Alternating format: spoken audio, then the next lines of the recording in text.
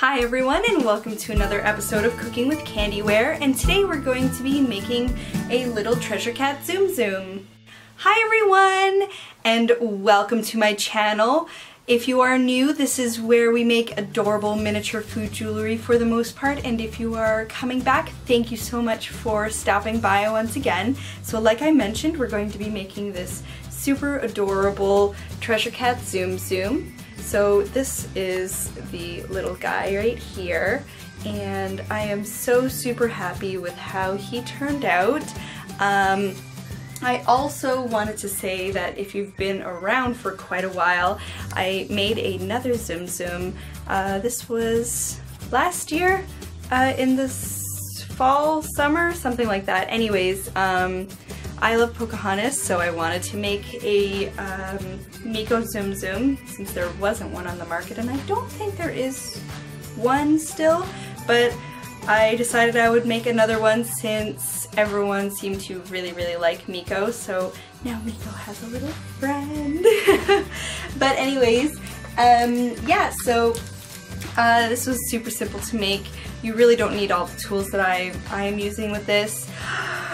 Oh, my co-host has come by! Here's Blaze, everybody! But yes, so don't forget to click the little bell so that you will always stay up to date with what's going on with CandiWare, and don't forget to check the link in the description box below where I talk about all the tools that I'm using with links and pictures so you know exactly what I'm using.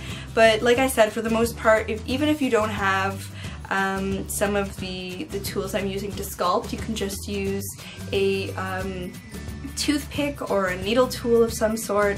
So just try and be creative when you're making these things. But without further ado, let's get right into the DIY. Like always, find what you need down below, but first we're going to be starting with some white and pink clay, and we're going to be making a light hue and a darker hue just by adding more or less of the white. So the first thing you're going to do is make a round log like you see and on the top there, and then we're going to be making a long snake with the same color, and then we're going to be cutting off a little bit more.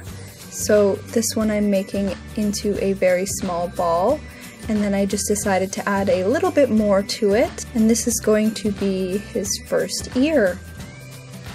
So I'm using a tool here just to shape it, but like I mentioned in the opening, you don't have to use a tool like this. You can definitely use just a Q-tip or whatever, sorry, not a Q-tip, a toothpick or things like that on hand.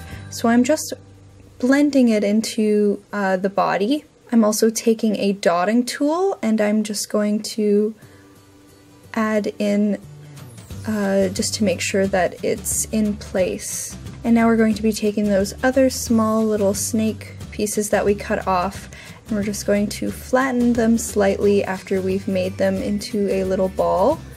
And now we're just going to shape it.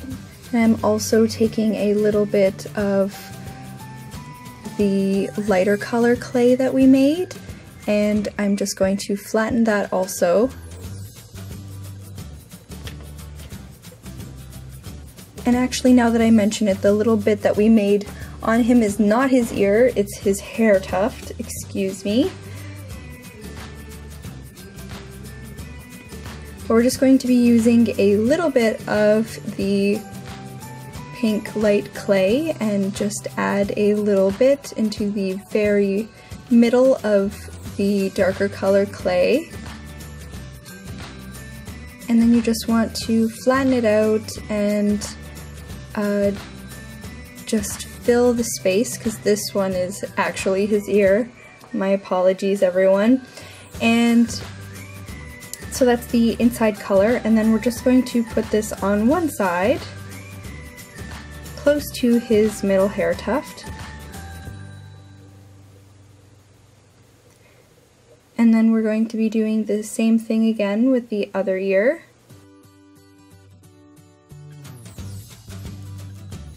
And I just took off some excess because it was a little too big, and then you're just going to place it.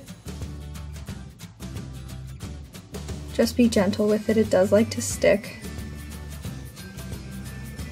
So now I'm just making sure, just like the little hair tuft in the middle, that it's secure. And I'm also adding in an indent right in the middle so that it looks like an ear a little bit more. So we're just going to keep working with this and just flattening, or I should say blending everything together so that there isn't any lines anymore. I added a little bit more of the pink clay there. It just wasn't looking like there was enough in that particular ear. And then just adding in some textures on his hair tuft. Next, we are going to be taking some of the lighter clay and flattening it out on our work surface. Then take an X-Acto knife, and we're going to be cutting almost like a jelly bean or bean shape. And this is going to be his mouth area. And then just take away the excess. Be gentle with lifting it up because sometimes you can get it to smush. So just place that on the bottom of our shape of our Cheshire cat. And then you can just lightly pat it in place. Next we're going to be taking a little bit of the darker color, and the darker pink I should say, and a little bit of black. I'm also going to be adding in some dark purple. It's a plum color actually, and so we're just going to mix this up. We're trying to create the color for the Cheshire cat's nose, so it's more of a mauve color. So once you're happy with the color that you created, I'm just going to add it, flatten it just like we did with his mouth area, and then I'm going to be taking a bit of the mauve that I made but lightened it up with a little bit of white. And then you just want to cut out a very small nose. Now I made mine a tad bit too big and I had to readjust it a couple times, so we're cutting out almost an eye shape here, and you want to have about the same amount of size for the top and the bottom. So then you can lift off the excess. And I just patted this down a little bit more and then shaped it and cut off a little extra. Definitely be patient with this. This part took me a little bit of time to get right. So then we can lift up the nose and then place it. So this goes in the U of the jelly bean portion of his mouth, and as you can see there, I noticed that it wasn't really the size I wanted, so I'm just going to go back and trim.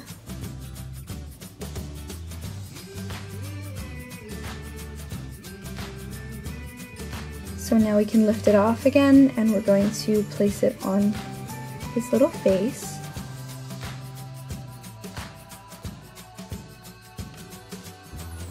And then I used my shaping tool just to get it where I wanted it. And again, I thought it was a little too large, so I went in and I took off a little bit of the bottom.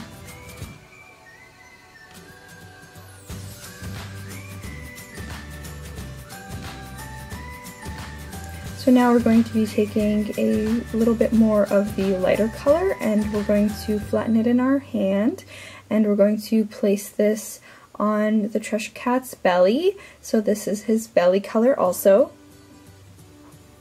And then we can just use our shaping clay tool and just make sure that the bottom of his mouth and his belly meet. And now I'm just using my hand and pulling the clay out. So now I'm just making sure that everything is all lined up. And you could just take off any of the excess on the very bottom there.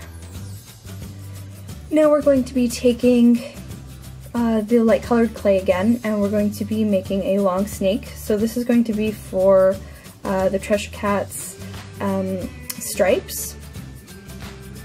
So you want to try and make sure it's as even as possible. And then you could pick up the snake after you've cut off a little bit, and I am just going to start wrapping it around. And then once I'm happy with the first placement, I'm going to take an X-Acto knife and cut off the excess. And you're just going to keep doing this until you're done. I think I made it with 2 stripes on his body. And then again, cut off the excess. And then use your hands to just push down the stripes that we've added so that they look a little bit more like they're part of his body. And then you can just merge the light colored clay with the light colored clay on his belly. And you're just going to do this again with the second stripe. And I'm just going in and touching up as I go along, because sometimes you can touch something and move it a certain way that you don't particularly like, so sometimes it's nice to go back and touch up. Now we're going to be taking some of the darker color clay and we're going to be rolling this into a log also, and then you can just cut off the excess, but we're going to be making his arms now. Or sorry, his tail. So we're just going to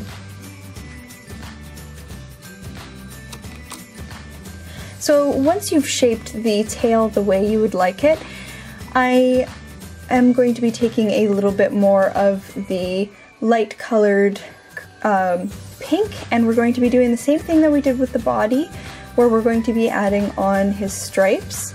But this time we're going to go all the way around and close up the stripe and then just lightly tap down on the stripes.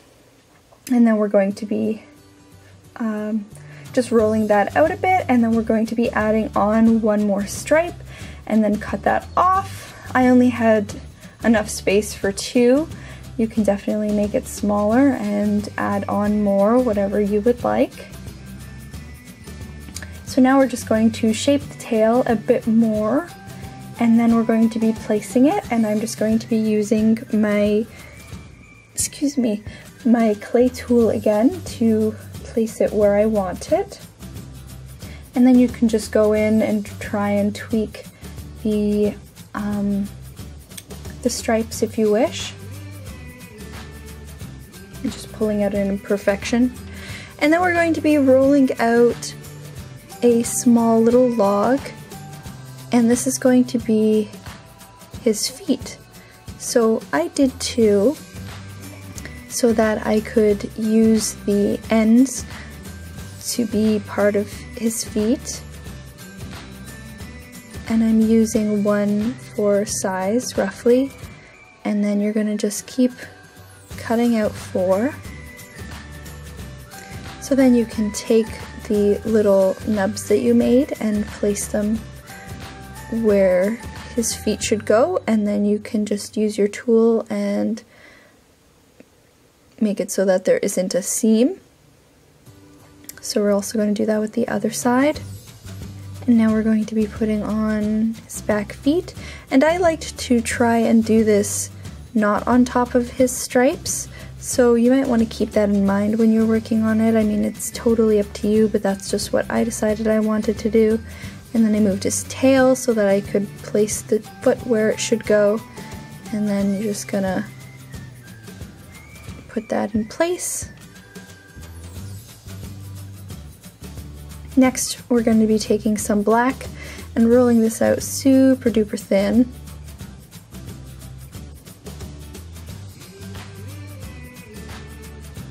And then I'm just going to take my dotting tool and poking where his little eyes should go, and then taking some clay and filling in where his eyes are, and then using the dotting tool to push in the clay.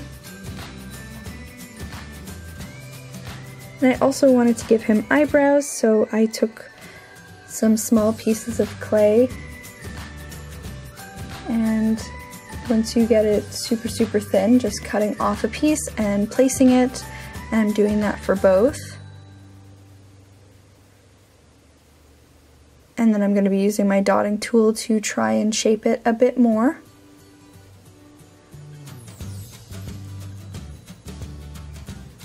So I'm giving him a happy expression. So you just want to take your time with this.